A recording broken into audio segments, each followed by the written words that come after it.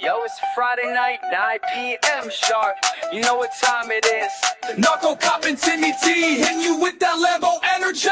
He's Mike by name, but the streets call Narcocop. Used to bust dealers, now he's busting long shots. Retired badge, now he's bad with the bets. Octagon fiend, cashing slips, no regrets. Friday night fight, Seki poured on ice. Lambo plays podcast, breaking down the price. Got parlays, KO, subs in round 3. Split decision magic, cash it like a G. Lambo plays, it's a wild parade. Long shots flying, getting that paid. Tim with impressions, Narco's got the locks. Whisper bet of the week, gonna shock your socks. Lambo plays, the odds go cray. Spin that wheel, it's a betting ballet. KO's to be round 2 or 3. Hit that split, cashing big LFG. Tim Troiano, lotion in hand. Tennis coach by day, fight fan of the land. Watching WMMA, yeah, you know the drill. Playing with himself, just joking, but still. Impressions fly, Katona in the house. Roses Jr. squeaking, Tim's loud like a mouse. Cornholio vibes, he's stealing the show. Narcos like bruh, but they still go toe to toe. Round 2 chaos, round 3 gold. Split decisions, bets unfold. Sake sipping, parlays lit. Lambo energy, never quit. Lambo plays, it's a wild parade. Long shots flying, getting that paid. Tim with impressions, Narco's got the locks. Whisper bet of the week, gonna shock your socks. Lambo plays, the odds go cray. Spin that wheel, it's a betting ballet. KOSOB round 2 or 3. Hit that split, cashing big LFG. Narcocop, Timmy T, Friday nights, a Lambo plays podcast. Where long shots live large, and splits hit harder. We out. We out.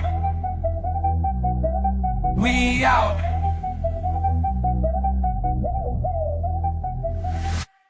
What's up, everybody, and welcome to Narcocop MMA. This is the Lambo Plays Podcast, episode 144, UFC Shanghai. I'm your host, Mike, along with my co-host, Timothy Troiano. Timothy, you had a week off. You were in Vegas. We did a Saturday show. It was me and Clint. 1,400 live viewers. It was insane. But we're back this week. I don't like this card personally. I mean, it's 3 a.m, actually 12 a.m. It starts at over here by me, and it's just not one of these cards I want to wake up to and watch throughout the night and not get any sleep. So we're still here. We're still going to do the Lambo Plays podcast. I'm changing it up with some sunglasses today. We need to change up this luck. Like every week, it's Andrade last week killed the Lambo parlay. I had one yesterday with PFL, that Dayron guy. If it just lasts 45 more seconds, I hit a 40-1 every damn week. Tim, we need to hit one this week. How are you feeling? And I see Pereira's putting someone to sleep over there. That is correct. Jamal Hill laying down on his fat ass when he took his soul. Yeah, dude. I mean, I'm with you, dude. I think that this card is there's going to be fights.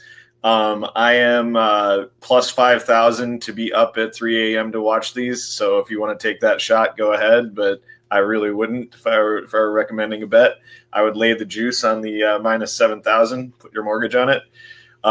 Yeah, no. There's really no way I'm going to be waking up for this shit.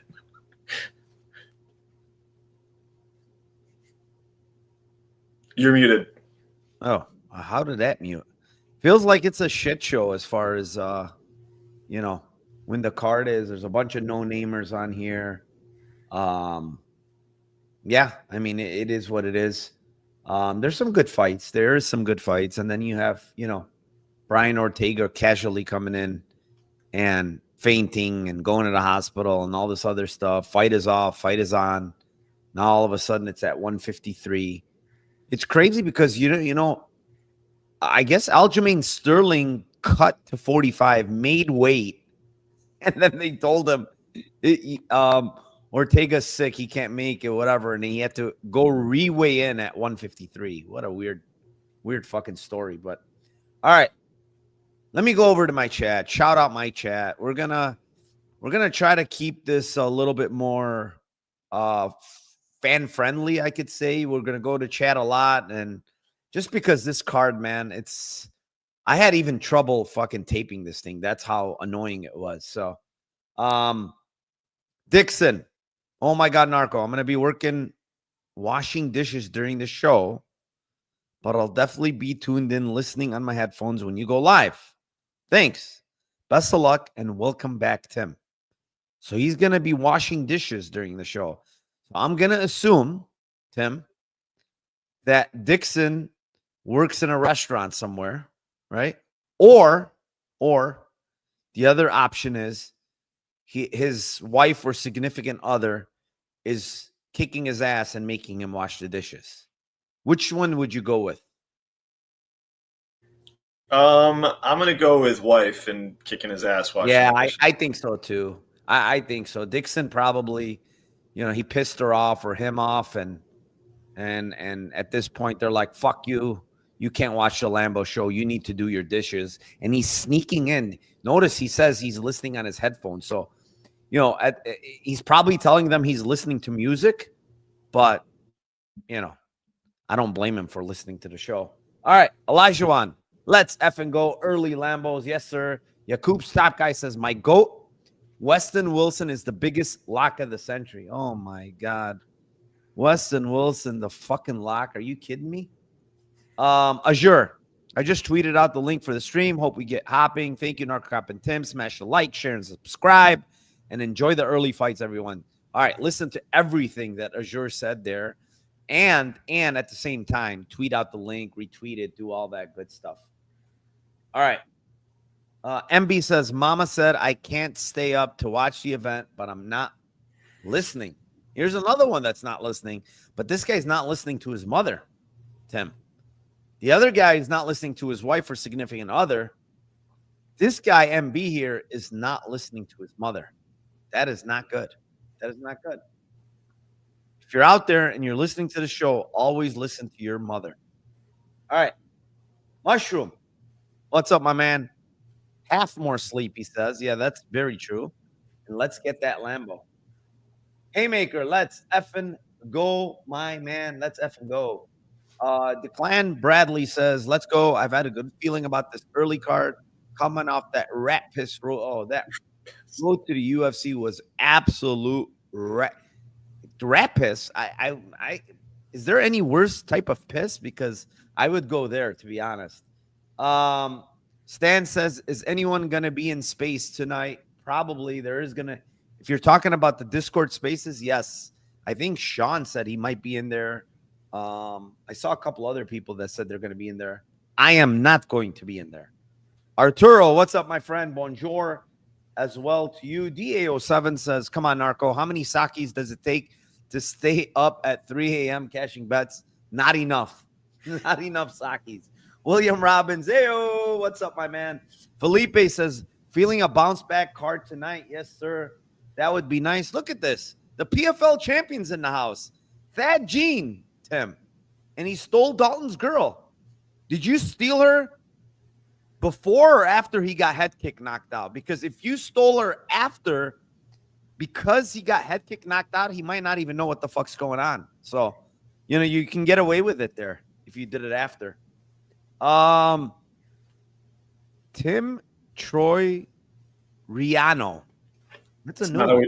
It's not how we do it, but that's all right. Tim Troiano, lotion in hand. I got it.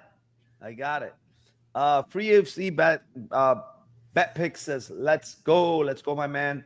Fresh Gambles, hoping this card is like PFL last night. That would be nice. Philly Joel, here he is. Vacation week in Naples. By the way, Naples, Florida. My brother owns a home in Naples, Florida. He's always out there, so he always tells me to go there. It's a great place, but I haven't been. Let's get money to pay for this vacation. Always. That's a good idea. Dravi, What's up, my friend? You guys waking up early or staying up for that card? I am not doing either one of them. I am going to be sleeping. St. Stephen, hoping for a whisper bet this week. Yeah, I have a whisper bet. What's up, Ted B? Thank you for joining as well. Tim DePetris, how about that? Okay, we'll talk about that later. Sharp Boy, I don't think there's a price you can pay Narco to stay up at 1 a.m. Calling plays. It's not so much that. It's my kids are asleep, and it's a little too much. Narco, we need you to join ICE when Trump tears up Chicago. I am done with all that policing stuff. No, thank you. I left for a reason. Theoxerus says, someone needs to stop Narco from betting against Damar fan. Yeah, you're probably right. He fucking crotch sniffed for 3 rounds, and I think he won, didn't he? Darren decision. Oh, that was pain. Don't even remind me. That was fucking infinite pain yesterday. What else do we have here? Mr. Whitebus says, getting my after work nap in now so I can stay up. You guys are animals. You guys are literally animals. Adam Whitehead says, takedown lines are juicy this week. I'm going to be looking at them after this. So the Godfather, let's effing go, my friend. You're a legend yourself for being in here. Thank you. Appreciate you. Victor G, Tim without a cap looks like Giga Chat. Oh, my, Tim. KDO bets. I feel like Tim's cinematic wind blowing through those locks. Fight ready. Narco with the sunglasses. Timmy with the hair. We can't lose. Absolutely. We can't lose this week, Tim. We cannot fucking lose. There's a lot of fucking comments, and I'm trying to get through all of them. Ryan, not the Chinese whisper bet. Oh, my goodness. Popov somehow worse cardio than Romanov. Yeah, that was brutal. That was 25 minutes of fucking cage pushing. It was brutal to watch. The PFL just keeps outdoing themselves every card. Like, it just gets better and better and better with the PFL. Heavyweight. They scored a 49. Champion of the world. I never thought I would ever say this, Tim. Alexander Romanov. 25 minutes of pure cardio. A fucking god. Alexander Romanov. I mean, he looked incredible for 25 minutes. That pace he was putting out there. They had a 5-round fight that they scored 49-48. Yeah, I mean, if someone can explain to me how they got 49-48, maybe they scored a 10-10 round from cage pushing. I have no idea what happened there. But PFL is just... All right, let's start, Tim. I mean, enough bullshit in here. First fight of the night. It is in the light heavyweight division. It is a 10-1. Dier Nurgaze versus the 9-1 Uran Saltabaldiev. And the current price, Tim, it has completely flipped. Dier is minus 118 now, and the comeback on Uran is a minus 102. This line has completely got nuked. And when I first looked at it last week, it was like plus 200. I'm like, man, this line feels a little bit too big. By the time I got to taping it, the line was already nuked all the way down to like 130, 140. And I'm like, I'm not forcing it now. So, yeah. How do you feel here about this light heavyweight matchup between two guys that are from similar regions, you know? Yeah, I mean, I think that this fight is interesting because you have on one side, you have diarrhea, and the other side, you have urine salty balls. So anytime that you have diarrhea on one side and urine salty balls on the other side, you got to just perk up and just be like, this is pretty cool. It's a good fight. It's a battle of number 1 versus number 2. So I think with Dyer, I think that you get a guy that's like all pretty much left hand. Probably has a little bit of the grappling upside in this. I didn't like what I saw from Urine on his back and being able to get up and then being able to be cage pushed versus Boudet, which is obviously Boudet's game. I also didn't like just like the defensive. It just seems like Urine's kind of defensively void striking. He's going to walk forward. He's going to definitely be like the more of the pressure fighter in this fight. Probably going to throw a little bit more volume, but I think like I think his style of just kind of walking forward and throwing some like reckless, not reckless shots, but just like he's hittable. So I kind of think that'll open up Deere to be able to be able to get some shots off and be able to be a little bit more aggressive than he normally is. I think the more powerful shots are going to come from the DR side. I think the volume is probably going to be coming from the urine side. I think, like I said, if there's a little bit of grappling upside, I think it's probably on the diarrhea side. So I'm going to go back to the well here. We're going to go end split in the first fight. I think it's going to be a greasy back and forth battle here at plus 500. Don't really like either side at this point. I think it's lined pretty close. I do think if the fight goes, I think you could see some moments versus minutes situation and maybe some cage push boredom. So yeah, give me end split by 500 plus 500. All right. Yeah, this is interesting fight, because when I looked at these guys, I do think DR is this more skilled fighter, the kind of like the cleaner striker. He has got a very good leg kicking game, very, very fast leg kicks. I will say I really like what I see with his leg kicks. Extremely fast. He's got power in his hands, decent power. And he can grapple, right? Like I've seen him grapple. I don't love what I see when he's on top of guys on the ground. He really doesn't do a lot of work. I don't think he's very good on top. He tries to stall a lot, and I feel like he uses top time to rest a lot in a lot of these fights that I watched. The one fight that extended 5 rounds against this Konstantin Androstidov guy, he was kind of like doing nothing on top, resting. He looked very, very tired late. And I do think that he does have a cardio issue, this Dair guy. On the other hand, Uran, I think he has actually good cardio for 205. He came short notice at heavyweight against it's one thing to come in against heavyweights, Tim, and it's another thing to come in against the heavyweight that cuts like 30 pounds to make heavyweight. That's what Boudet is. Boudet is probably walking into that ring at like 290 pounds. Meanwhile, this dude is like 230, and he probably tried to load up on carbs and everything else prior to the fight. 222. There was probably, honestly, over 60 pound weight edge in that fight. That is insane when you think about it, right? And at the end of the day, Boudet is a pretty good heavyweight now that we see. The guy's winning fights, man. He's not easy to beat. He is winning. He's 7-8-1 at the heavyweight division before he got cut, right? And Uran fought close there, man. I thought it was an extremely close fight. And Uran hurt him pretty damn bad in round 3. And if you can hurt, a heavyweight that's 60 pounds heavier than you in round 3, when you're the one that came in on short notice, it kind of impressed me. Yeah, yes, there is fights on the regional scene that, Uran has not looked great. The Bruno Assis fight was a kind of a bad look. He's getting tossed around. He was on bottom, got mounted, you name it. But a common theme with this guy is he's in bad spots. But dude, he fights through, man. He fights out of these positions and always finds a way to win. And like DR's last fight, man, and I had a bet on him.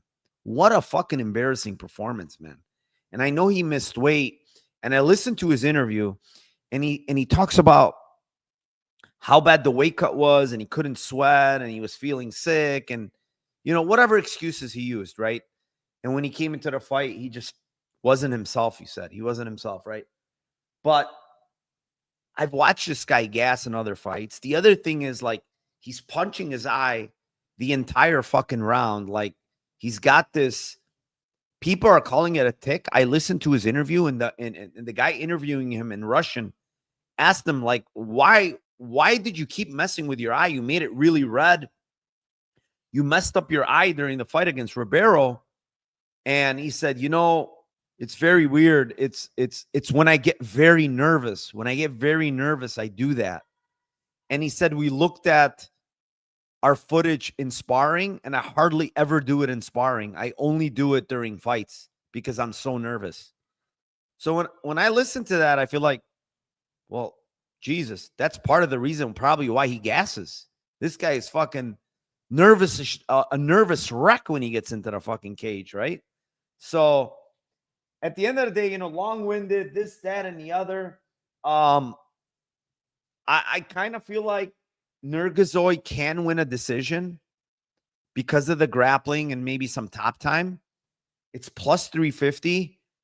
I think Uran's very, very tough to get out of there. The guy fights out of a lot of bad positions. And honestly, outside of a big head kick or something big on the feet, I really don't see Dair finishing him. If anything, I see Uran potentially finishing late. So the way I'm looking at this is if it hits the scorecards, I favor Dair at plus 350. But honestly, I like round 3 as well for Salta Badayev at plus 1200. I think this guy gasses a lot, man. Nurgazoy. And imagine a scenario where he's not landing takedowns, Tim, right? How bad do you think this guy will be gassed if he doesn't land takedowns? So for me, it's 1200. I don't really hate that. And if it goes to decision, I favor, like I said, I favored the year here if it goes there, because I think that just means, he's got some takedowns in him and maybe some top time. So yeah, I like the points for Dyer as well as the split. I had that written down as well. I like that too. Yeah, it's not bad. Let's see what else we got here in chat. If Pert Plus isn't beating down Tim's door for a sponsorship, I'll be surprised. Narco with a Jack Nicholson vibes. He means business this week. Yes, I do. What's up, Fight Talk? Fight Talk in the house. Uran is a 0. Yeah, I mean, I've heard that all week, but I also think Dair on top is a 0. That's the problem. And I his think a guy wrestling isn't great. What? Dyer's wrestling isn't great. It's not top tier. It's just it's good, but it's not. It great. wasn't easy. It wasn't easy for even Boudet to try to get him down. It was just a bunch of clinch time. So I think that Bruno Assis guy did a lot of judo throws on him, if I remember correctly. So Scott still AZ in the house. Yes, freak. He is in the house. Dissection. What's up, my man? Thank you for joining. El Bujo says it is so bad for boxing timings. Oh, the tick? Yeah. Yeah. I mean, it's very bad, bro. He's literally boop, boop, boop, rubbing his eye. It's so weird. He does it so freaking much too. It's not like it's once in a blue moon. It's he literally does it bang, bang, bang, nonstop, bro. And he's literally said it's because he's nervous. It's fucking weird. Aussie Fight Fence says one guy lost by Kimura in his last loss. The other won by Kimura in his last win. Really? I didn't even know that. That's yeah, you're right. Against Leon Soros, he won by Kimura. So you're saying it's a Kimura for Uran. Tim is going to go look that up on MGM. It's going to be fucking 650 to 1. I'm assuming 50 to 1. It's pretty close. 50 to 1. I think Uran will knock him out too, honestly. Later. I think he's going to knock him out later in the fight, in my opinion. And by the way, we didn't even mention how he got dropped by Ribeiro. And Ribeiro hits hard, but he got dropped in that fight. And I believe it was a straight right hand. And Uran does throw a nice, powerful straight right hand. That's the one he rocked Budai with. So, okay, let's move on. Fight number 2. It is in a bantamweight division. It is the 27-9 Long Zhao versus the 15-3 Su Young Yu. Yeah, I mean, this is a close fight. This is a close fight in the sense that I kind of think both guys are pretty good. I think both guys are UFC level guys. Long Zhao obviously has already fought I think, 3 or 4 fights already in the UFC? Yeah, he's got 2. This is number 3. And Sung Young Yu has 2 fights in the UFC. I don't know if you want to count that other one, because that was kind of that Jalisi one was the final. So technically he's 1 fight in the UFC. This is his second. The first one was against AJ Cunningham, who honestly, I had a big bet. No, I had a bet on him at a big number at plus 500, and he just couldn't stuff the takedowns. He couldn't get off his back. That was basically how that fight went. You know, on the feet, he was doing okay, but just couldn't stuff the takedowns against Sung Yu. And I think the scenario is different here, honestly, against Long Zhao. Long Zhao has shown time and time again that he could stuff takedowns, that he can get up. He fought very close against Cheng Ho Lee, who's a good grappler himself. That Kumakuba guy on Road to UFC is a very, very good wrestler and just couldn't hold Long Zhao down. You know, Long Zhao kept getting up, punishing him when they got up on the feet. And in the one thing, last fight against Quang Lee, who's a good fighter, you know, you see the cardio, man. You see this guy's cardio, and he hits hard, man. He really hits hard for the bantamweight division. He throws big shots, and you could see he keeps his power late. You know, he absolutely iced Quang Lee in round 3, and Quang Lee is tough. Like, it's not easy to knock out. Su Young Yu, to me, is the better technical striker here. Okay, he's the better technical striker. He's got better wrestling. So when you look at it, you'd say, well, why do you like Long Zhao here at plus 115, 120, which he's 121 now? And one reason, a very important reason, is that I feel like Yu is a completely different fighter when you back him up, man. His wrestling is not the same. His striking is not the same.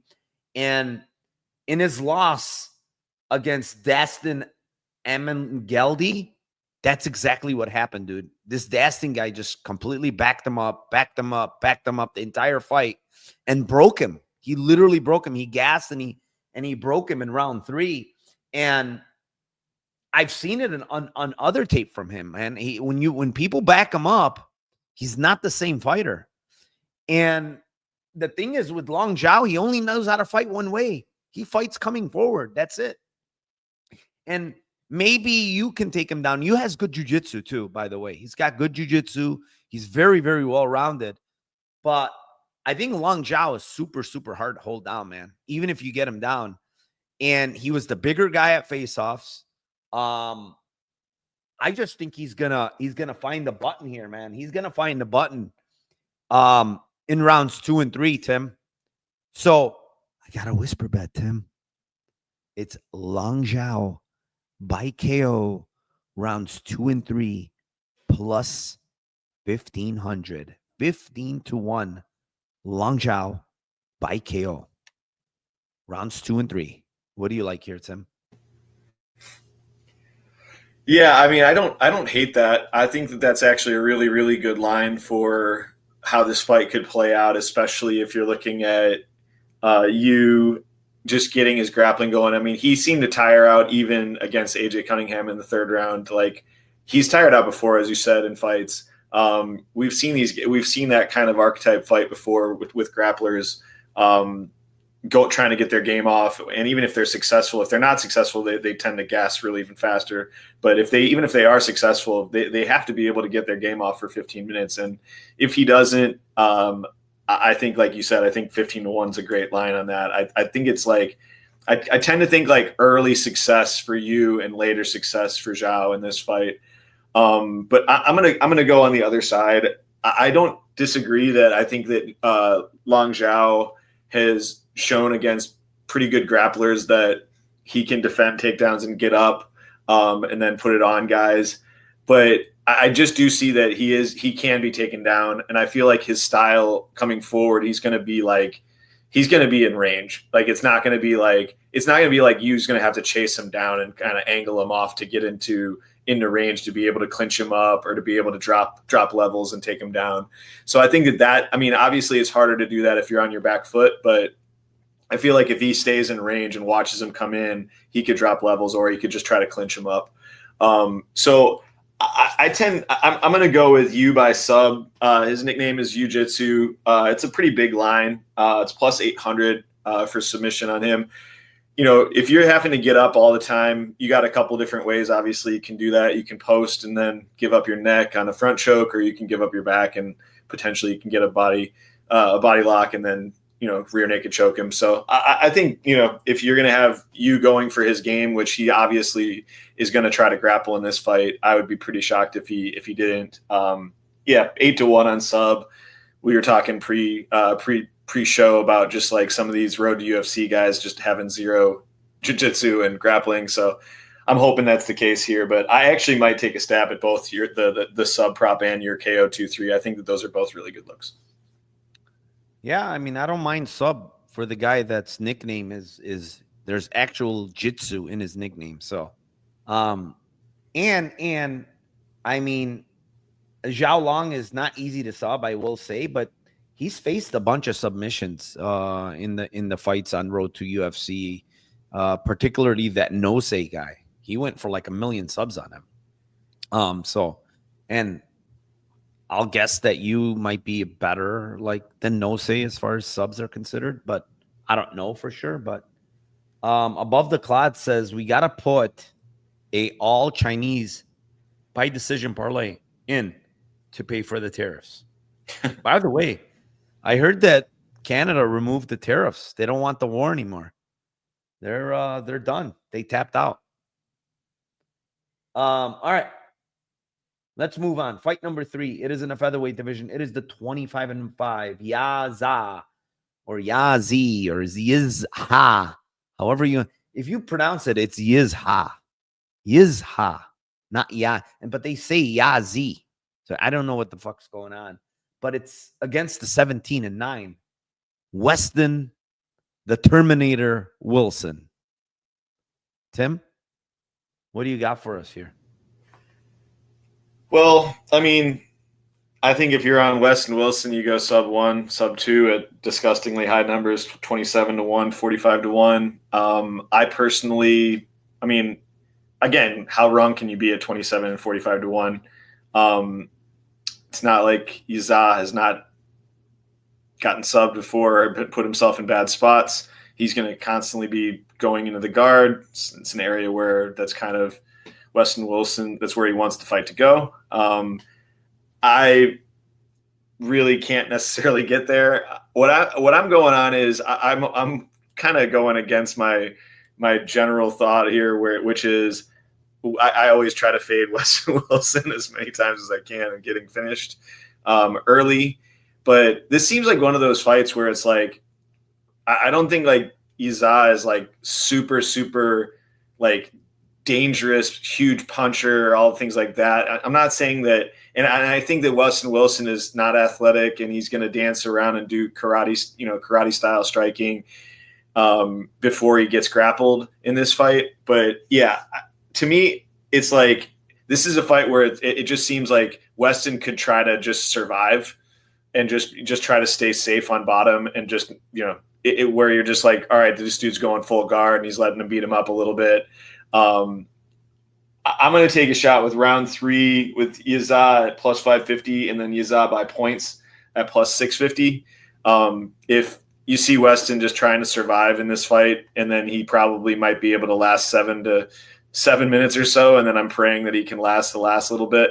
He has gotten subbed multiple times, so it's not like Weston's like safe for the jiu-jitsu here, but I feel like it's just one of those fights where he looks at the line and he's like, man, if I could just get to the decision here, that would be really good. So try to stay safe there and get round 3 and points for Yiza is the way I would go. Yeah. I mean, man, it's so hard for me to see this guy go 3 rounds, man. He gasses so fucking bad. And I can give you a hot take. The longest he's been in a very, very long time, Tim, is 4 minutes into round 1 in a very long time. And I don't know if his cardio is getting better, but he's getting older at 36. He's been finished, or he has done the finishing in round 1 going all the way back to 2019. And I'm not talking about 5 fights, 6 fights. These are like 15 fucking fights. Like, he's never been to round 2 in 15 straight fights. I don't even know if this guy knows how to spell 2.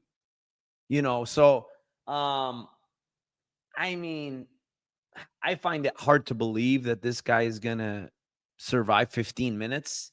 Yiza, if there's one thing he's really, really good at, it's his cardio is really good. He's got a very good pace.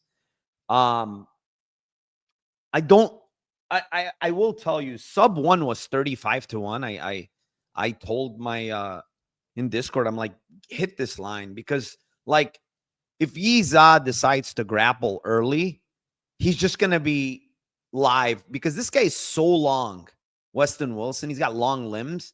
He could put in a triangle. He can go for an arm bar. He can even go for like a heel hook, leg lock type of thing. So, and it was 35-1. It's insane.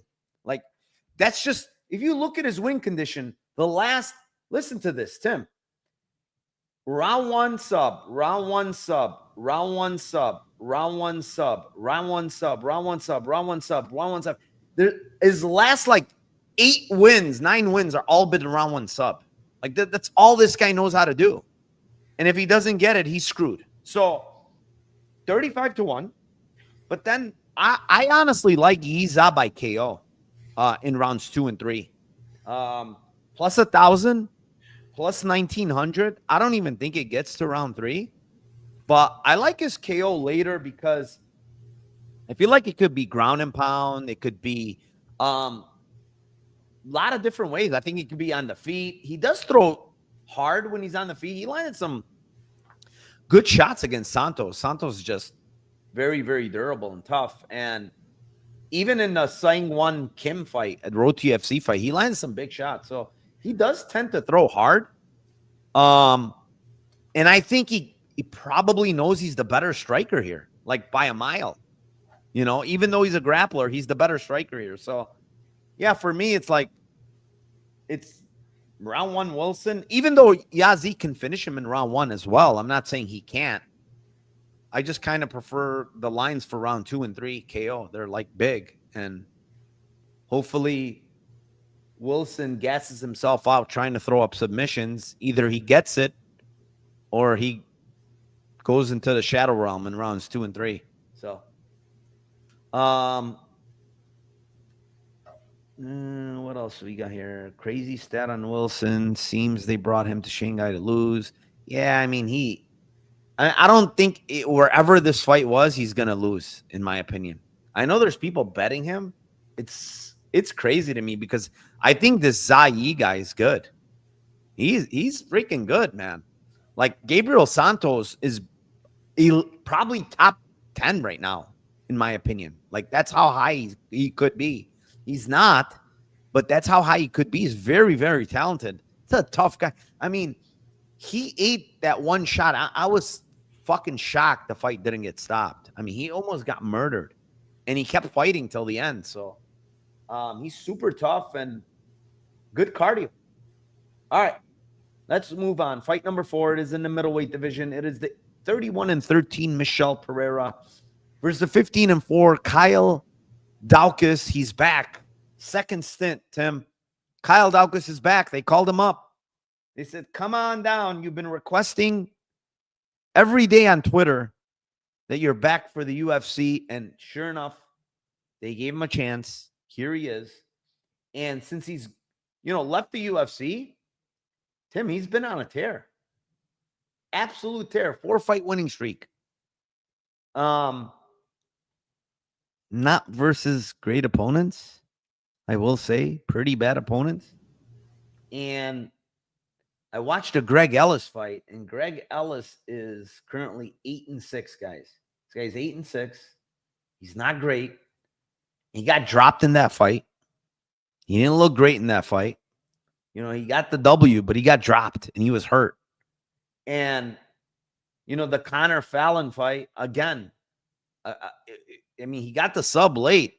He was on bottom. He was in bad positions against this guy that's, 17-9, and is 39 years old, right? So that also wasn't a great look.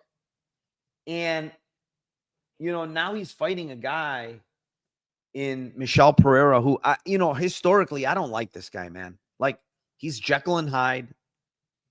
Gas tank is questionable at times.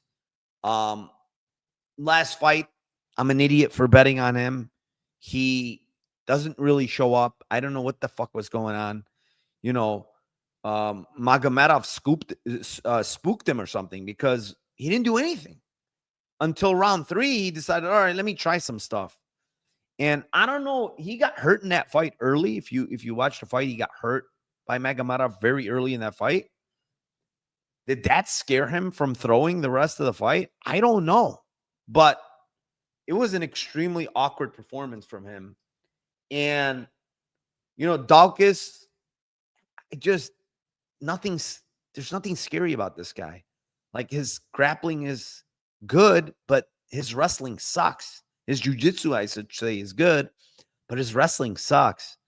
And Michel Pereira, he can be taken down, but it's not easy, and you need to chain wrestle and you need to do stuff that Fluffy did.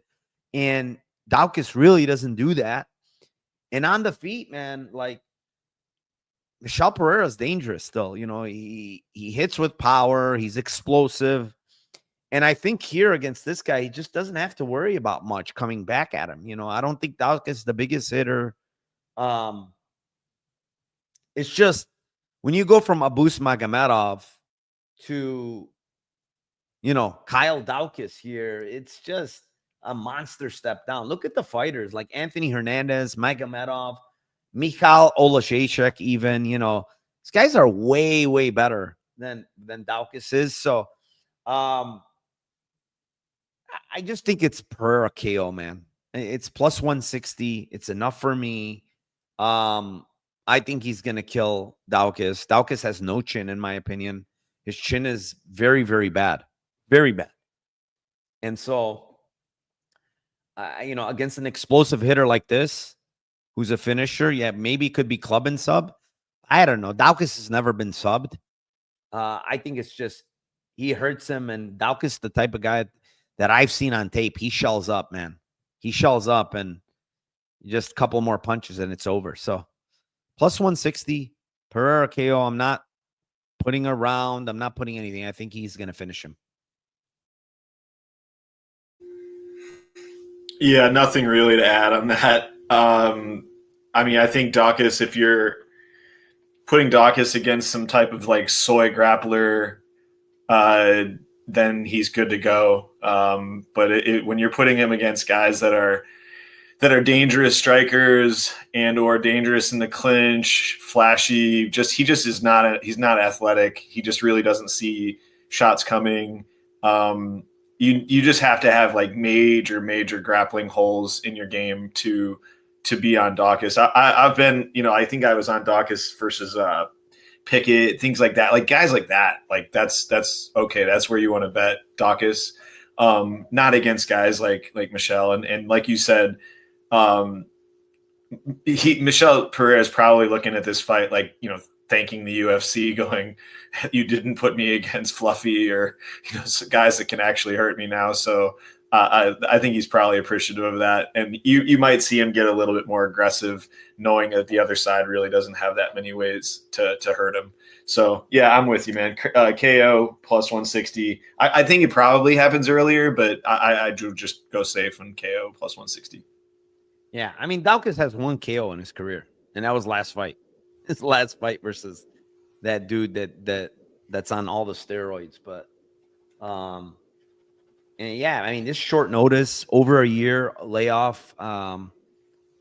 Victor G says Daukaus just tweeted, "Live by the sword, die by the sword." Yep, this is not going the distance. What sword? His sword is not sharp enough to go into battle. I don't know what sword he's talking about. Marcus says, call me crazy, but I think Daukaus can implement the Fluffy game plan. Obviously not to that level, but maybe enough to win. I doubt it, bro. His wrestling is not that good. He's just not that good. And honestly, Pereira has his takedown defense is pretty damn good. His first level Yeah. takedown defense is not bad at all.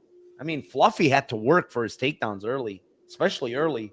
And Abus, I think he got one. So like he's not easy to take down. He's not easy to take down. And I don't think Daukaus has, honestly. I mean, who has he taken down that's good? I'm trying to look here. Jamie Pickett, Stoltzfus twice. I guess he took down Brandon Allen back in the day, but Brandon Allen doesn't have good takedown defense because he's kind of like, you want to take me down? All right, let's play on the ground. He's okay with it. So yeah, I don't know. I don't like Daukaus, dude. I really don't. I think the UFC cut him for a reason, and he still should be cut, to be honest, but they ain't a chance. What happened here? Michelle KO via elbow while Daukaus shooting. Yeah, that's definitely in play. Like where he's elbowing him to the side of the head, for sure. That's definitely in play. Where he's trying to get a takedown on the cage, and Michelle Pereira is just raining down huge elbows on him. That's definitely in play. All right, fight number 5. It is in the lightweight division. It is the 26-6 Rong Zhu or Zhu Rong versus the 16-9 Austin Hubbard. Tim, what do you got? This was a tougher one for me to kind of break down. I think that obviously I think that Zhu Rong had a good fight last time against Cody Steele. Cody Steele came out with just a boneheaded game plan in that fight and just tried to strike with Zhu Rong, which was dumb. I don't know. There's two ways I think that this fight could go from a Lambo's perspective. Number one, I don't hate ends by sub at plus 700. I think both of these guys have shown that they can be subbed in their losses. I think it could be club and sub from Zhu Rong. I think it could potentially be a takedown and back take like Hubbard got against Medeiros. So, I mean, 7-1 to cover both sides to get a sub is not terrible. The other side, the other thing that I would maybe take a small stab at potentially is Hubbard by split. I just think even if he wins a clear decision here, I think it would probably be some robbery. Maybe one judge would see it going to Zhu Rong, but I think that that's kind of Hubbard's win condition here is a split decision or a sub. So I like ends by sub and then Hubbard split, but yeah, not too much confidence in either one. But I think that those would be the best ones that I could choose. Yeah, I like Zhu Rong here quite a bit, honestly, and it's not only because of his last fight. Cody Steele, he did attempt 4 takedowns. He got one. Zhu Rong popped right back up. It's just the thing is Zhu Rong has faced really, really, really good grapplers, wrestlers. And if you look recently, man, none of these guys are able to hold him down. I mean, Shin Haraguchi is like elite wrestler. And he could not he took him down 4 times, but he could not fucking hold him down. 4 for 25 against Zhu Rong. Austin Hubbard's wrestling is dog. It's shit. It's not that good, man. And Zhu Rong only 25, man. It's just, you could see he's improving. He's at City Kickboxing as well. Last camp. For this camp again, he's at City Kickboxing. His hands are getting way better. His kicks are getting better. He's got a lot of power, man.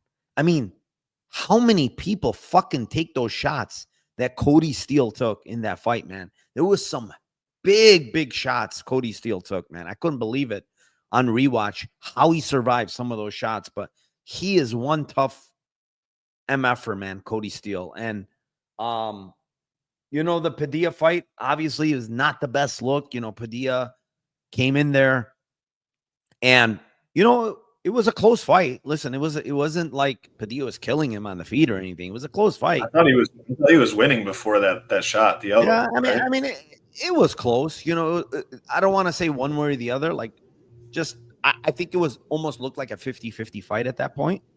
And then Padilla landed that step and elbow that completely blew up his eye. But like, the thing is, Padilla is actually a good striker, man. He's got good movement, good footwork.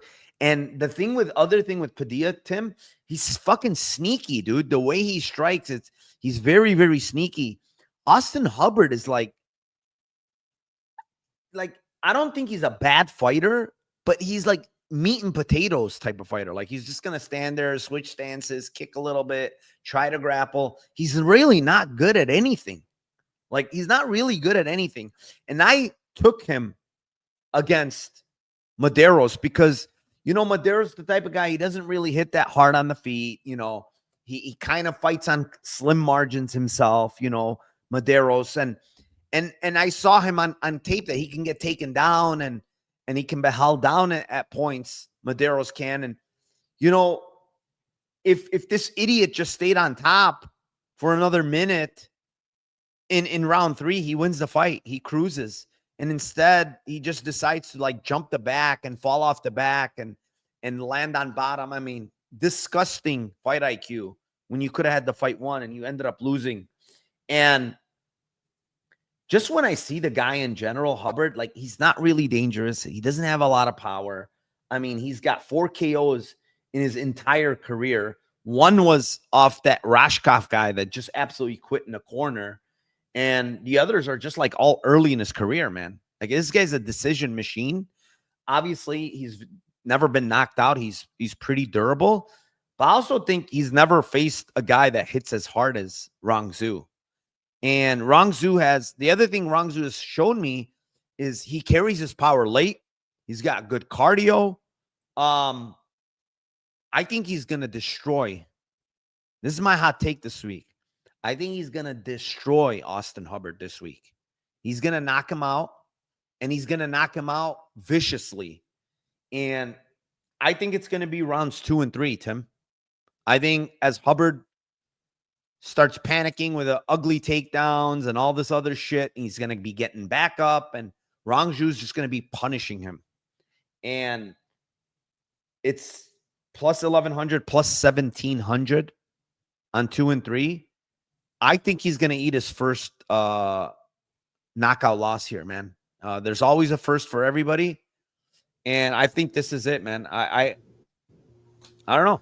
Is that KO 2 and KO 3? I think it's just round 2, round 3. Let me make sure. Let me make sure that I didn't write it wrong. But I'm pretty sure it was just round 2, round 3 was 11 and 17. Yeah, it's just round 2, round 3, 11 and 17. If you want KO 2 and 3, which I think that's what it is. Yeah, it's only 100 off. So why even play it? See, that's terrible. Yeah, huh? I that's terrible. I would think I would play like the round 2, round 3, and then round 2, round 3 sub, because he could just as easily club and sub him. Like I don't know. I mean, Rong Zhu is not. I know he subbed that one guy, but that guy was like death gassed, It's more panic shot. It's more that Hubbard isn't stupid. Like he's after he gets hurt, he's gonna shoot. I take it back. KO 2. I don't know why this is off on what you call. KO 2 is 1,500 and KO 3 is 2,200. Yeah, so it's a little bit different, a little bit. But the round props are still there. I mean, they're 10-1 and 16-1 now. They went down a little bit, but I just feel like he's gonna finish him later. It's just one of those gut feelings of bold takes. A fight, yeah. Even though he's never been knocked out, I think it's time. Yeah, and Hubbard gets hit flush. Like there's a lot of fights he gets hit flush. I don't know if he's going to be able to take him from this guy. All right, let's move on. Fight number 6. It is in the flyweight division. It is the 9-0 loner Kavanaugh versus the 17-7 Charles Johnson. And I'll take this one. This line all of a sudden has ballooned to minus 255 for Kavanaugh, plus 215 on Charles Johnson. I do think it's a little bit wide, man. I really do. Now that it's ballooned this high. When it was 175, I wasn't really interested. I thought it was about right. Because I like Loner. I think he's a good striker. I think he can grapple. He's very good footwork. He's very fast with his striking. He's got very good timing. I like everything about him. I think he's really good. I think his cardio is pretty good. He does slow down a little in rounds 3, but he is facing a guy in Charles Johnson that, historically speaking, Tim, he loses to grapplers, guys that grapple him, right? Tamarov, last time out, really did not grapple him. He just came out slinging big shots early, and he won rounds 1 and 2, proceeded to run for the entirety of round 3. On the back half of round 2, Johnson was getting to Tamarov. And if he just started a little bit earlier, he wins that fight comfortably, But, Charles Johnson does this quite a bit. We talked about this all the time, that he's a very, very slow starter. And I love the guy. I talk to him here and there. He's a friend of mine. I consider him a friend of mine now. And we've always talked, we've talked about this, slow starting, and he's said that he's wanting to change it. He's going to try to change it. He was just such in the mindset of the 5 rounds that he fought in LFA that he kind of always thought he had 5 rounds in his head, from a fighting aspect.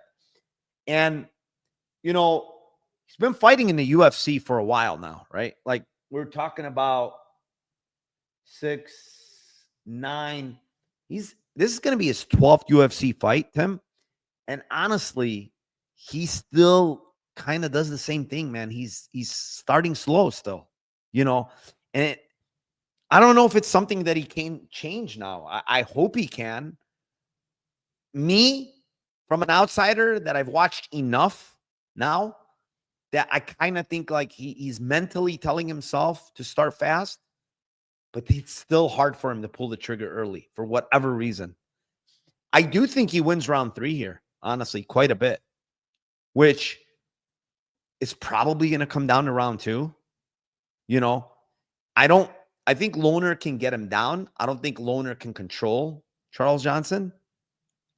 I've seen Lohner get down the guy on Cage Warriors. That guy was able to get up all the time.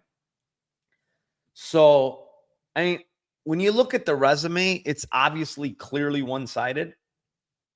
But, Lohner's young, and he's had good wins, as far as fighting Ochoa and Dos Santos, those are pretty good wins in the UFC. Obviously, Charles has that huge win against Joshua Van in round 3 where he knocked him out.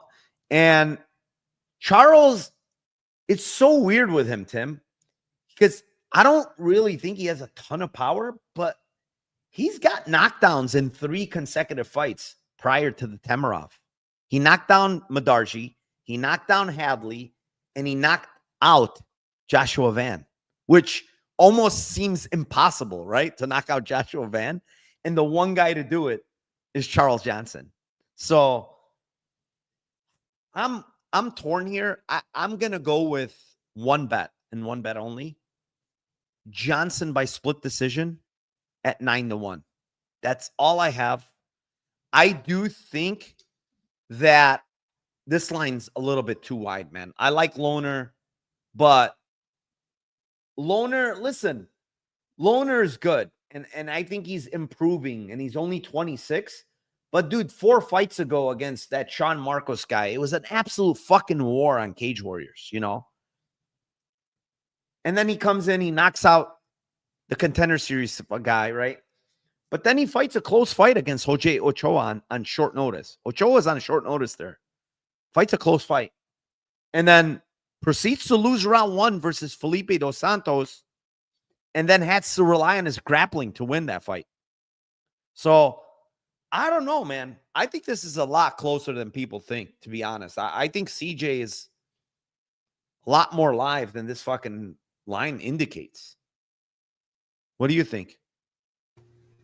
I totally agree. I mean, I think Dos Santos is a similar type of like striker and long and rangy. I mean, just the size of these dudes. Look at the face-off, man. The face-off is just like Lauren's like looking up, like it's just huge range. It's just a question of, like you said, when does Charles start? And that's really been the problem historically with him, is when does he get his reads and when does he start pushing the gas a little bit? Lohner's hasn't been like a guy that's been like throwing like 100, landing 100 plus strikes in these fights. Like he's landing like 50 and 60 strikes.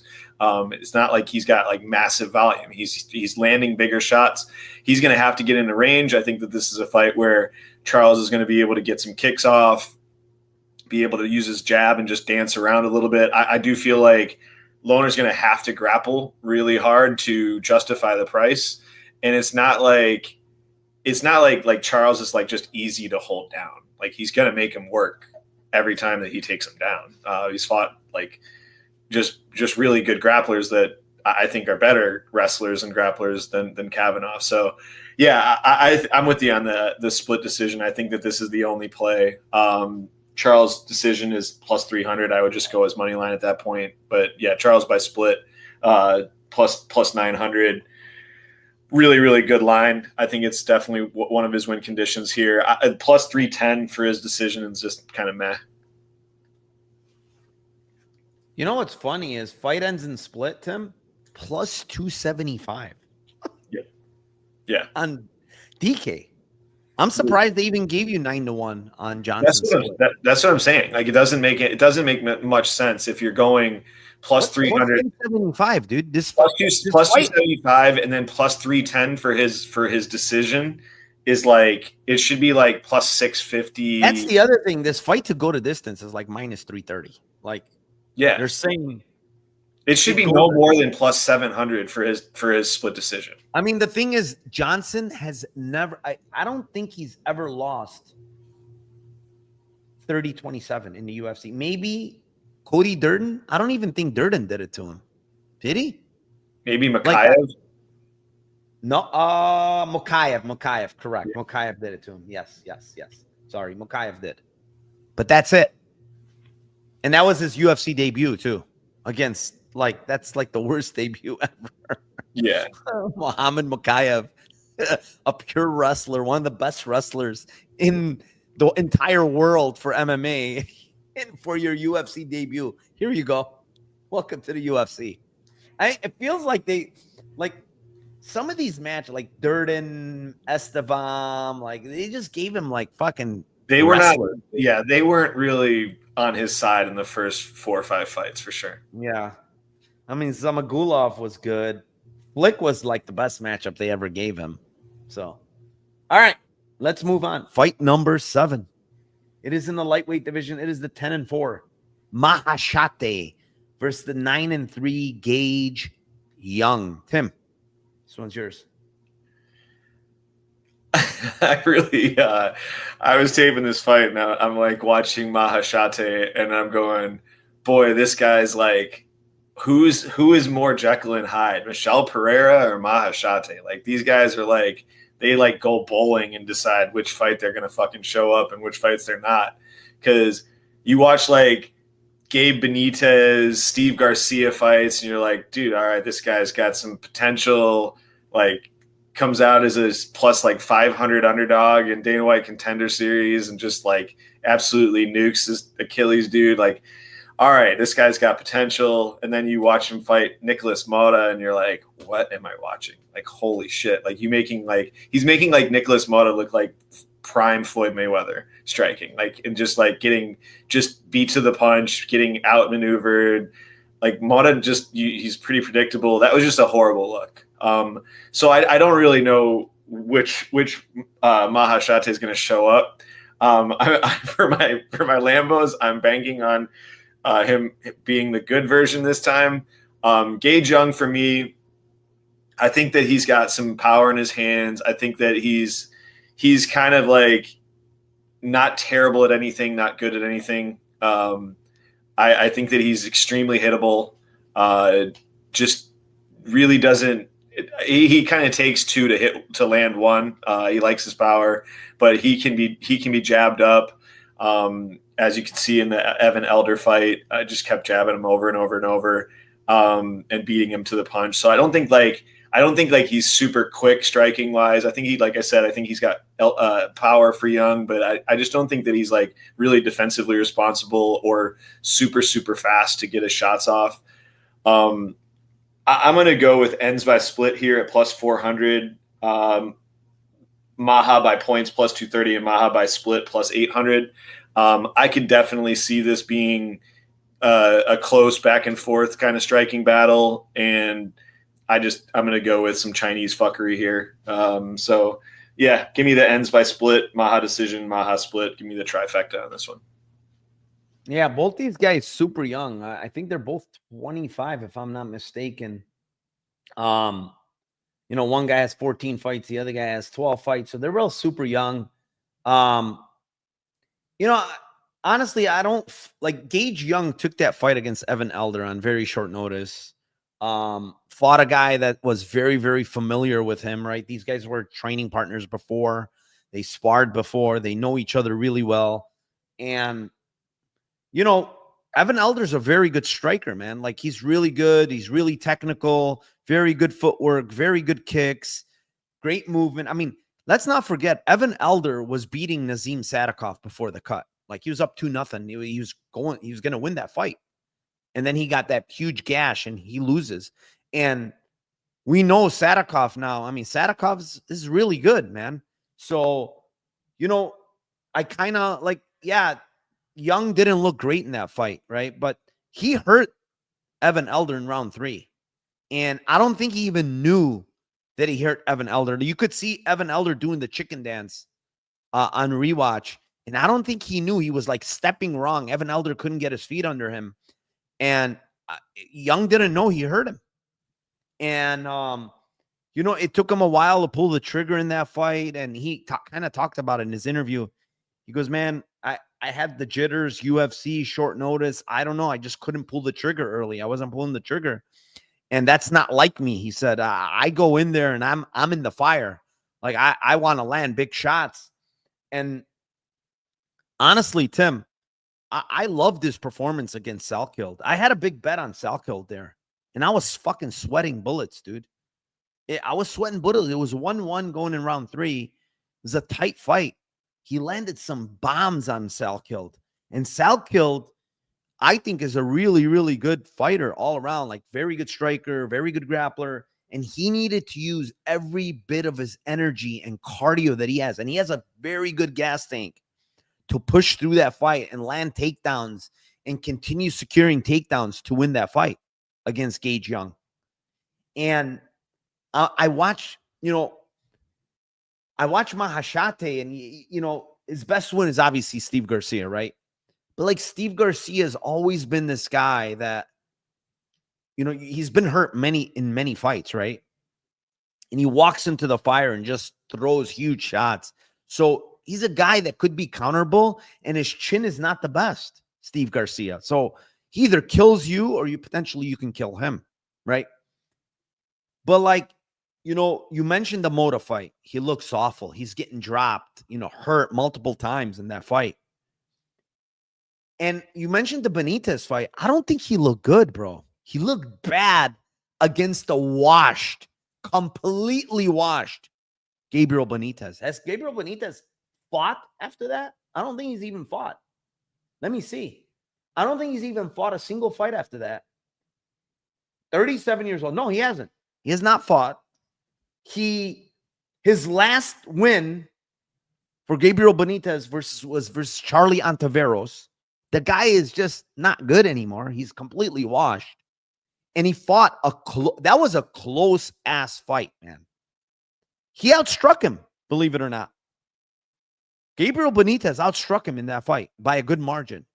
And then I look at the Borishev fight, and he absolutely gets destroyed against another striker. Rafa Garcia just grappled him. So, like, his best win right now is Steve Garcia, and it was within a minute. It was like 1 minute win. And in every other fight that's extended to him, he has not looked good, in my opinion. Every single one. He has not looked good. And his chin, quite honestly, is not good. He's getting hurt a lot. He's been knocked out. And I got a hot take for you guys. I think Gage Young hits harder than all of these guys, including Nicholas Mota. I think he hits very, very, very hard, Gage Young. So I think he's going to put his lights out, Tim. Plus 300. He says, I'm coming into the fire, Tim. I am going to swing. And the other thing I like about Gage Young is his chin looks really, really damn good to me. Yeah, anybody can get knocked out. Don't get me wrong. But I think his chin is very good. And that's one thing that he counts on when he gets into the firefights, right? With Salkild, he got into a firefight. He's like, fuck it. Let's get into a firefight. And he took big shots from Salkild and he ate them and he kept throwing. It's just the durability aspect between these two guys is night and day. One guy is extremely durable. The other guy is not. And the other thing, last thing I want to add to this is Mahashate is a big guy. You know, you're talking about a guy that's going to have, 4-inch height advantage. Probably another couple of inches. His reach is not that much. It's a 1-inch reach advantage. But I like the fact that Gage Young has faced guys like this already, right?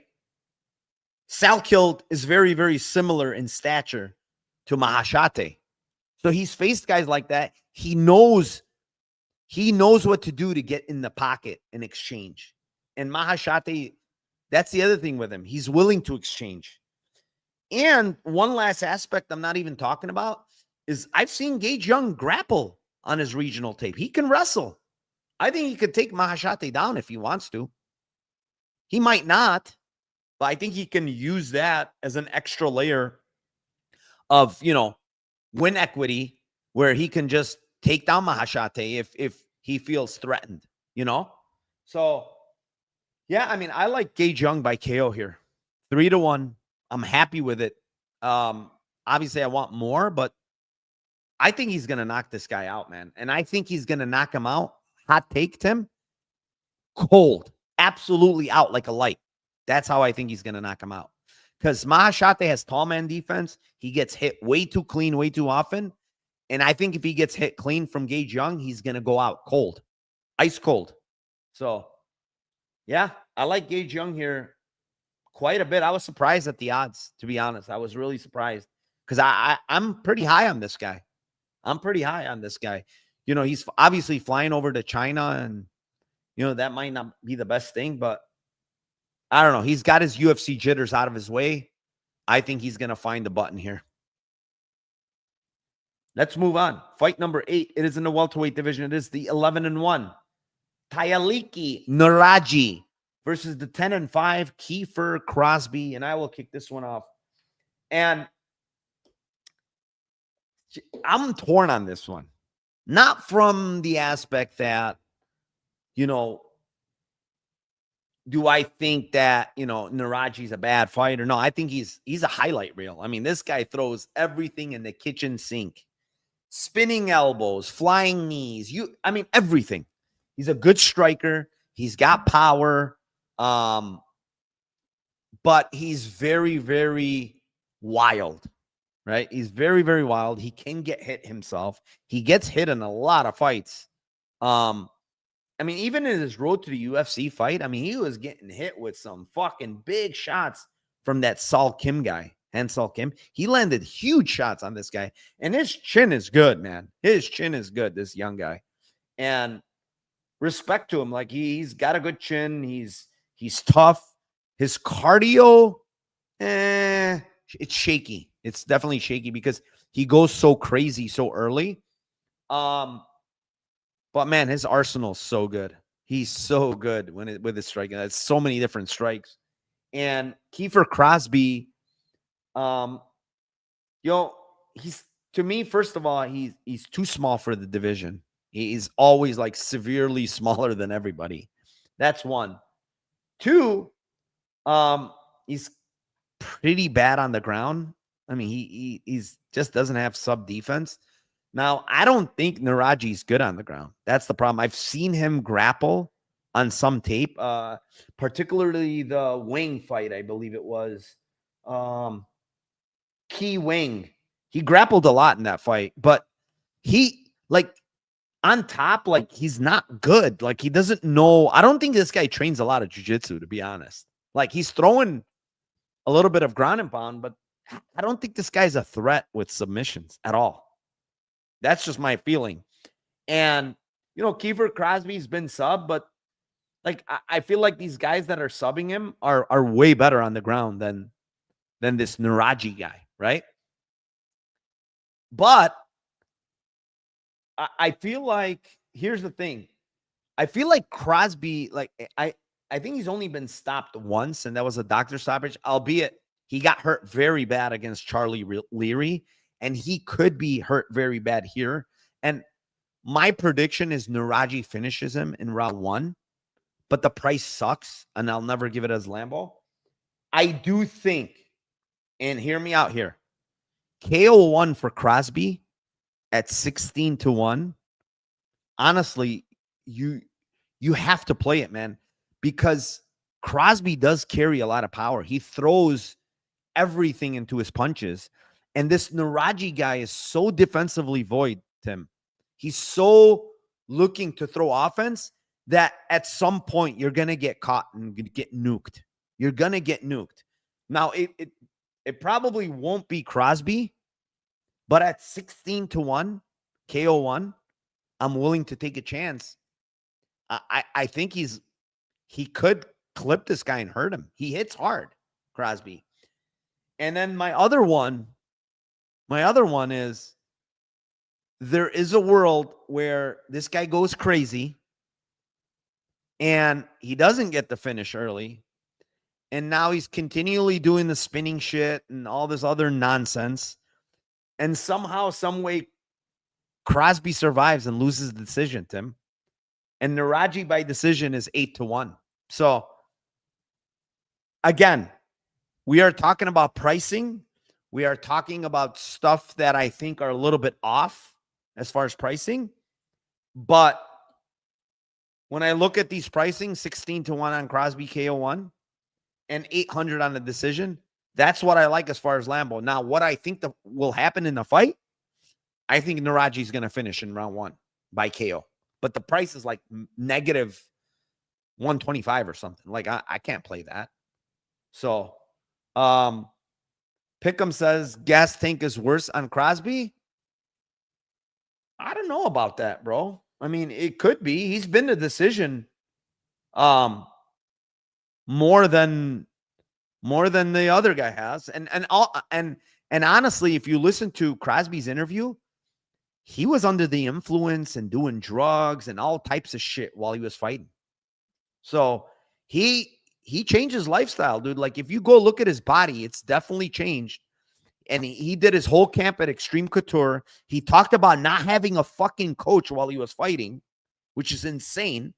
He was fighting these last couple fights. He doesn't even have a real coach, Tim, this guy. And finally now he moved. I don't know if he moved to Vegas or he did his whole camp in Vegas, most of it. And, you know, he could be a different fighter. Listen, he's old. I don't think he's good. Don't get me wrong. I don't think he's good. But the game plan could be different. You know, all you need is sometimes a coach to change things up for you and say, hey, listen, take it easy. Don't go fucking crazy. You know, this guy's hittable. Counter him with a big shot and see if he could take it. So I think it's Naraji. I'm high on this kid, but he needs to fix his defense, man. He's going to get knocked out in the UFC. That I'm almost certain if he fights like that. So what do you like, Tim? Yeah, I mean, I did see. I mean, obviously, he could change his lifestyle and stuff like that. But I mean, I've seen Crosby, like, I don't think that his like gas tank is anything great either. I do see like some potential, like I potential for like surviving, like you said, and some durability, like from a striking standpoint from Crosby. So, like you said, I can't give out round 1, but round 2, Naraji plus 420, round 3 plus 1,000. Like, I do think he's going to eventually catch him in some different things. And like you said, like, it's not like he's not really shown any real jiu-jitsu and grappling other than I think maybe one fight where I saw him grappling for Naraji. But I just don't think Crosby, I just think that he's like super, super, super fishy on the ground. Like Giussette looked like a fucking savant grappling against him. I don't know. I think round 2, round 3 plus 420 plus 4,000. sub 2, sub 3 are 22 and 45 to 1. If you wanted to do small sprinkles on that, maybe it's a club and sub, something like that. I don't think he's going to proactively like wrestle, but I think a club and sub might be there. But yeah, give me Naraji round, late round props. Yeah, everybody seems to like under 1.5, and they're thinking it's a fantastic parlay piece. But man, I hate playing like UFC debut for Naraji, short notice. Man, there's a lot of UFC jitters, guys. We see it way too much to feel that comfortable that this guy is going to just come in and storm. And Crosby, listen, he's not that good, but UFC jitters are real. And this is short notice for Naraji. So, yeah, I mean, we'll see. We'll see. I do think like I said, I do think he wins in round 1, but I wouldn't be shocked if he got knocked out. All right, next fight. Fight number 9. That is in the flyweight division. It is 17-7. Sumadarji versus the 10-3 Kevin Borjas. And this one's yours, Tim. Yeah, good scrap here. Two dudes that are going to want to just stand and bang. I think Borjas wants a brawl. Sue wants a pretty fight. Sue's got, good technical striking, very, good movement. He seems to, his durability seems to be waning a little bit. He's been getting hurt a lot more in his fights. Charles got robbed of a finish. Charles Johnson got robbed of a finish versus him that cost us some coin. But yeah, I just think that this is going to be one of those fights where it's just going to be, can Borjas get into range, or is he just going to be, on a jab and on getting kicked all fight? I think Borjas has shown that he's so heavy on his lead leg, he can be kicked all day. I think that that's going to be something that Sue's going to look for. I think Sue's just technical acumen striking is just better in general. I'm going to go minutes versus moments, ends by split plus 330. I think if Borjas wins a decision here, I think it's a split. So his split is plus 900. So I don't mind shots on those. I think that if Borjas is going to win, it's going to be off of moments. Even if he wins a clear decision, he's in China fighting a guy named Sumadarji. So yeah, ends by split plus 330. Borjas split plus 900. Yeah, I'm right there with you. Ends in split plus 450 on Bet Online. Actually, if you have Bet Online, Borjas split plus 1,000. I get the kick aspect, but it's southpaw versus orthodox. I mean, he could be blasting, I guess, the inside part of the leg. I don't think kicks are going to be a huge thing here, honestly, unless it's like head kicks or something like that coming from Madarji. I think Borjas actually has decent leg kicks as well. But again, it's southpaw versus orthodox, so I don't think it's going to be a huge play here. If Borjas is smart, he's very aggressive here. He's got to be on the front foot, closing the space down, because Madarji wants to be technical. He wants to work from the outside. He's very long, right? So that's how he wants to fight. But if Borjas is smart, he gets closer and, he tries to land his big shots, and Borjas has power. Like, we saw him hurt drop Van actually once and hurt him another time in round 3. He's kind of been, honestly, a up and down type of fighter, to be honest. Like the Costa fight was a bad look for him, like really, really bad. But then he came back against Ronaldo Rodriguez last time against as a decent sized dog, and he looked really good. He closed the distance. He landed big shots. He dropped Rodriguez, even though Rodriguez is just terrible defensively. But we've seen Madarji get hurt and drop. Like you said, Johnson almost finished him, and it probably should have been a finish. We were there live. Probably should have been a finish. I do think Borjas can drop him. I do think Borjas can hurt him. He hits hard for flyweight. So, but I mean, overall, I do agree with you. I think this is Madarji by decision. Borjas is very, very tough. I think it's Madarji by decision.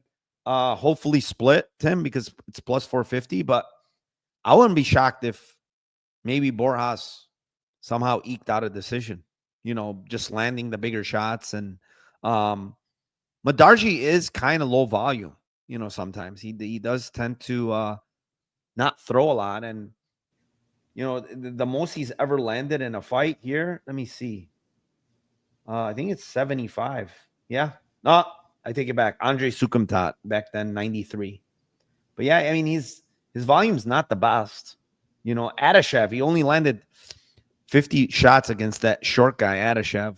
So, and Borjas, he gets into wars, man. He gets into wars. So I can see him potentially winning a close decision. But again, I think it's Madarji as well. Like, as far as who's going to win.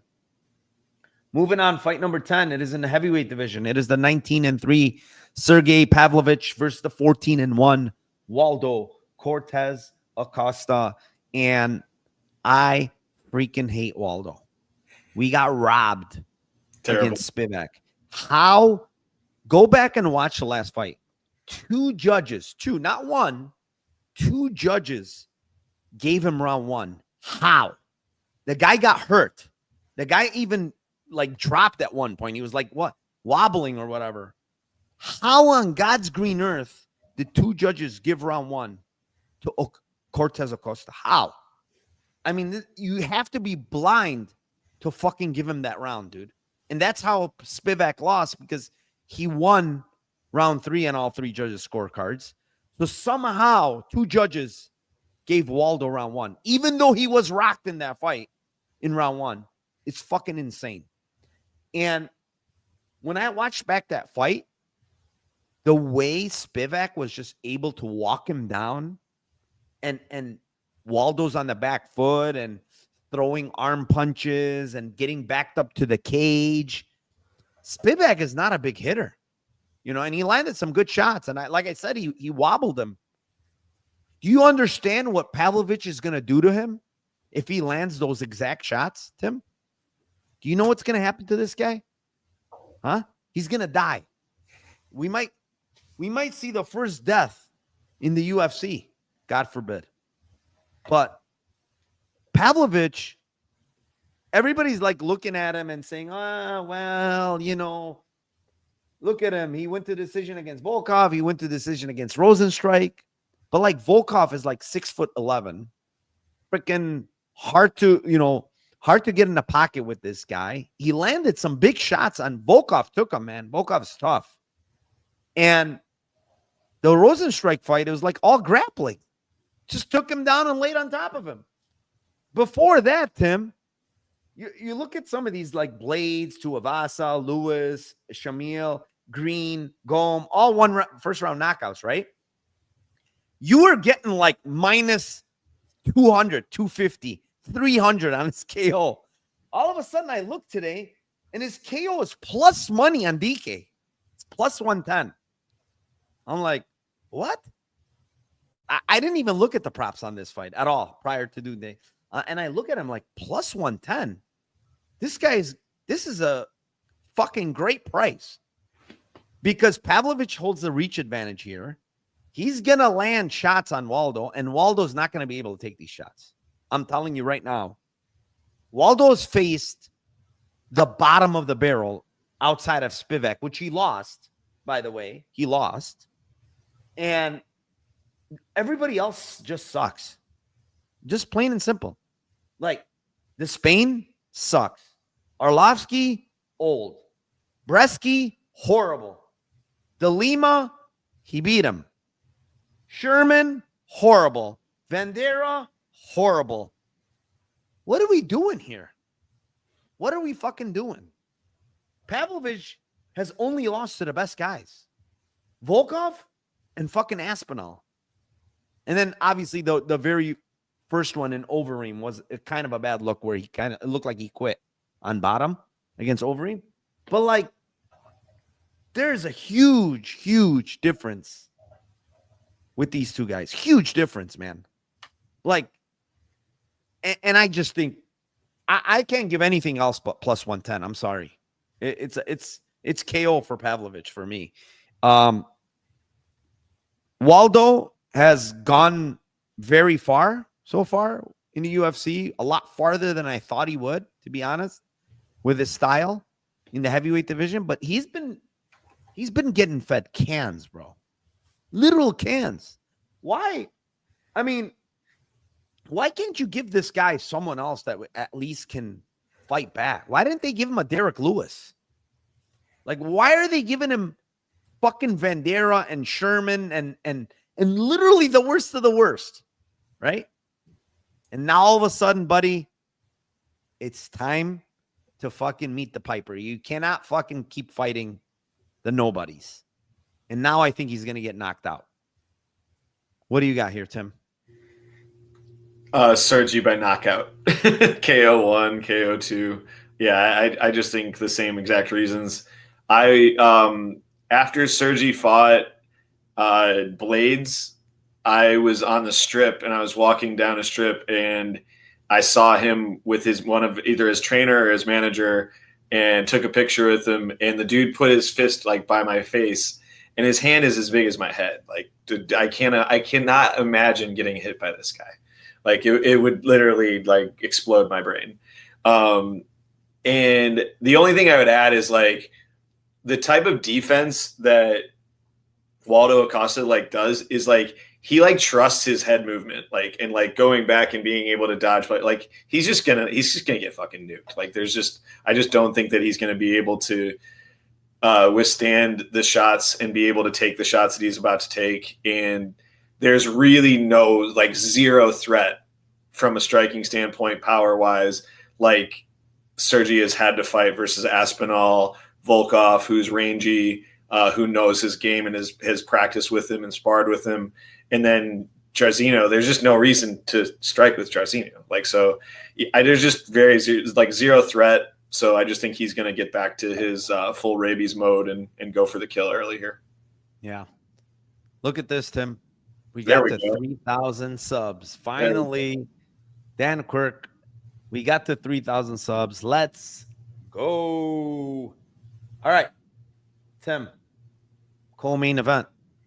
I don't know if people want this co-main event, but there's 607 live viewers that want to hear the breakdown of the co-main event. And it is in the God knows what division at 153-pound catchweight, which is in between the lightweight and featherweight division. It is the 16-4 Brian Ortega versus the 24-5 Aljamain Sterling. And you can kick this one off. Well, initially I was thinking that I was going to be like, late round props are going to be sneaky with Aljo here. And, perhaps people are going to think that, he's going to cardio dump, not wanting the 5-round fight. And then I was thinking like Aljo could sub him. I could take his back and sub him. And then what I started thinking was, I'm like, I don't know, dude. I don't know if this is going to last to the 5th round after watching Ortega just wobble his way to the face-off. And just like, he just doesn't look good at all, man. The dude, there's no reason that this fight should happen. So, yeah, what I'm going to do is I'm going to take small stabs at round 2, round 3, round 4 for Aljo. And honestly, I think it could be a KO. I think he could finish him on the ground, just get to an advantageous position and just have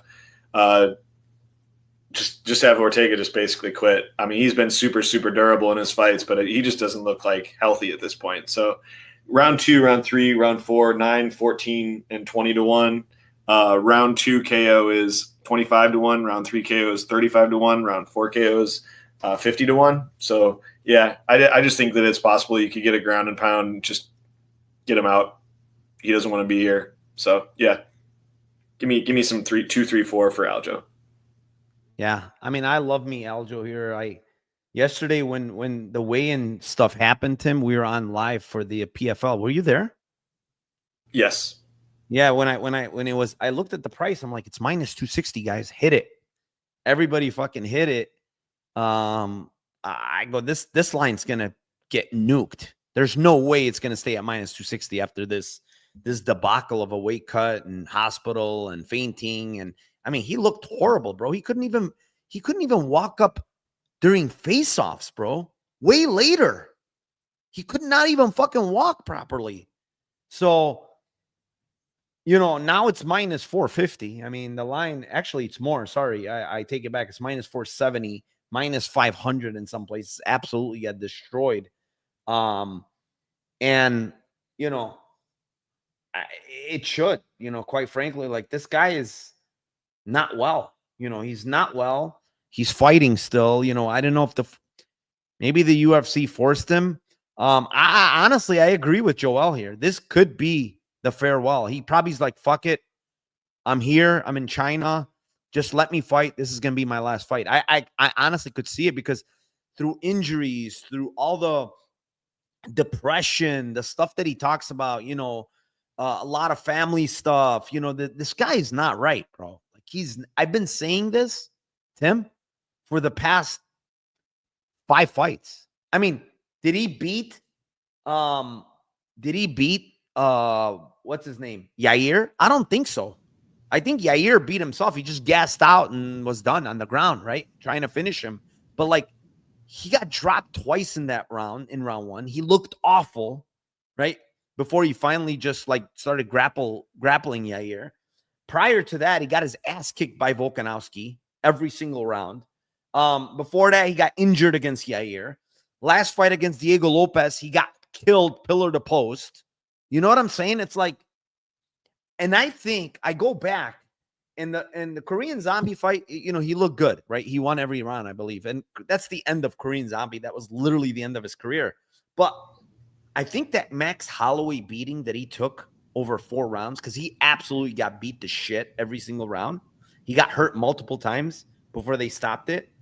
I think that's completely taken away from him, bro. Like that fight took his soul, it feels like, because ever since then, he just hasn't looked good. He's been getting hurt. Like he used to be so durable, right? Getting hurt and dropped by Lopez, getting hurt and dropped by Yair Rodriguez twice, getting hurt multiple times against Volkanovski. Like he's just getting hurt all the time now. And it's injury and it's this and it's that. So, and now the weight debacle. It's like, do I think Aljamain is like a minus 500 guy against a good grappler in Ortega? Usually not. But in this scenario, it's just like one guy is basically done, in my opinion. I think Ortega's done. Like he's basically done. And so, in this weight cut and stuff, I feel like Aljamain is probably just going to grapple him to death, right? I will say that Ortega's probably the better striker here. He's got better striking. And the other thing I do want to say, honestly, is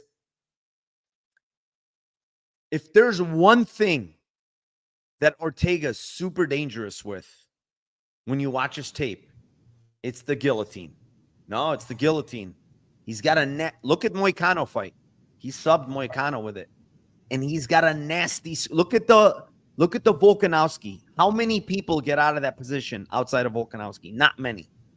So if there's one way for Ortega to win this fight, it's getting that guillotine. Because when I watch Aljamain Sterling against Movsar, like his neck is right there to be choked, bro. Like Movsar is not going for it. Obviously, he's a wrestler.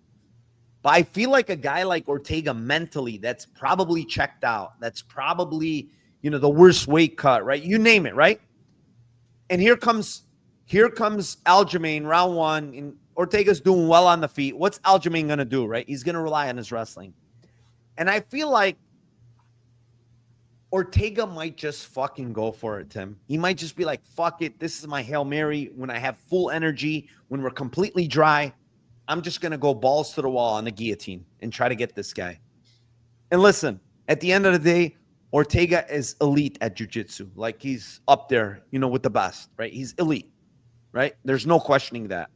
So I don't like anything on this fight outside the money line for Aljo, which was a lot lower. I don't like it anymore. I'm going Ortega sub just as a Hail Mary, Tim. It's 13-1, man. I have to do it. When I see a guy get Volkanovski in those spots and Moicano, elite grapplers, bro. Like, I understand Aljamain is an elite grappler as well, but Ortega has one of the nastiest guillotines, and we've seen him get just about anybody, right? If he can get Moicano and he can get almost Volkanovski, then I'm sure he can get Aljamain if it gets to that point. So it's 1,300, man. I think that's how I literally think that's how he wins. It's a guillotine, and it's most likely early. Honestly, I don't know. Historically he's had good cardio, but I don't think the cardio is going to look good here. The last time Aljo got a sub attempt against him? No. 2014 versus Cody Gibson. Yeah, I mean, that I didn't even look at that, but that's another thing that he's probably never had to defend a fucking sub, No. He's never had to defend one, and he might have to defend one here, in my opinion. I do think that Ortega might just try to go for it. Like, knowing that he's compromised, knowing that maybe he can't go 5 rounds, whatever's in his head. He's gonna sell out for it. There's no doubt in my mind. He might. It's my thinking. It's my thinking that he might sell out for it, and he has to. And it's a huge number. It's 13-1. Like, yeah, where is 13-1? I think it was on Bet Online, but let me check. Okay. Yeah, that's a great one. Because I bet it. No, it's not Bet Online. Where is 13-1? Was it DK? Well, go ahead. You did your breakdown, right? Yeah, I did. That's a great line either way, because he's like plus 13-1. Or is it gone now? Maybe it's plus 850 on FanDuel. Yeah, it might be gone. Let's see here. No, it wasn't on. Oh yeah, it was on FanDuel. Okay, yeah, it's plus 850 there. It was 13-1 on FanDuel. Yep, absolutely. That's where it was. People smash the shit out of that. It's gone. I have 125 on it. I'm Smart. like, you know what? I feel like that's kind of my hedge for because I have a big bet on Aljo at minus 260. I feel like that's a hedge. Yeah, I agree with that. All right. Before we move on, main event of the night, 636 live viewers. Please hit the like, subscribe to the channel, comment, do whatever you need to do. We need the algorithm to prop up the Narcocop MMA YouTube channel and the Lambo Place podcast. So appreciate you all. Danny Link says 12-1 on Bet365. There you go. 12-1 there. Yeah, I got 13-1 on FanDuel. 12-1 is still good, man. I think he might sell out for it. Like, there's just one theory that I had in my mind. I'm like, but why not? You're compromised, obviously. Can you really go 5 rounds? Technically, he has the better cardio probably of the two. He can go 5 rounds, but wait, plus 1,800 Bet Online. No, it's not. I just looked at it. Bet Online's plus 775. It's not 1,800. All right, Tim, main event. It is in the light heavyweight division. It is the 21-9 Johnny Walker versus the 19-6 Ming Yang Zhang, and Zhang Bang KO. Out goes Walker. It's probably round 1, but round 1 is minus money, so I cannot give it. So just play round 2 plus 650, hoping that Walker somehow, some way, I don't know how, probably not going to happen, but his chin is dust. His chin is really dust. He's gonna get knocked out. I mean, Zhang hits very hard. He's got very fast hands. He's got big power. Walker has legitimately dust for a chin at this point. I feel like I've been playing KO against him every single fight. I think I played it against Ankalaev. I think I played it against Ozdemir. This guy's chin is dust, man. When he faces guys that can crack, he's done. Like, he survived Kutalaba, Craig, and Smith, but then Jamal Hill put him into the shadow realm. Corey Anderson put him into the shadow realm. And honestly, it's just getting worse and worse, his chin, as he's getting older, and he's 33, and now he's facing another huge hitter in the main event in China, and this guy's loved out there. They're trying to build this guy Zhang up. He's getting knocked out. It's just a matter of which round. And I'm hoping it's round 2. It's plus 650. It's probably not, though, Tim. It's probably round 1. Yeah, But I mean, I'm with you, dude. We need Johnny to just dance around for 5 minutes here and survive to round 2. And if he can dance around and survive for 10 minutes, then you get 33-1 on KO3. So yeah, not going to happen. But he's probably going to get knocked out in the first shot that he takes because his chin has been dust. Really, his chin has been dust his whole career. Like he's never been able to take like shots. He's at least he used to be a glass cannon where you knew that he could come in and like actually kill somebody. But like his last bunch of fights, like he's been like a point fighting chinny fighter, which is like the dumbest shit ever. So like tactically it makes zero sense. So yeah, I think Zhang by murder. So, but I hope he can survive for 5 minutes. Yeah. 663 live viewers. Love all of you. Thank you for all the support. Tim, Lambo parlay time. I got 2. We're gonna make it quick. We've been going on forever. I have a decision Lambo parlay.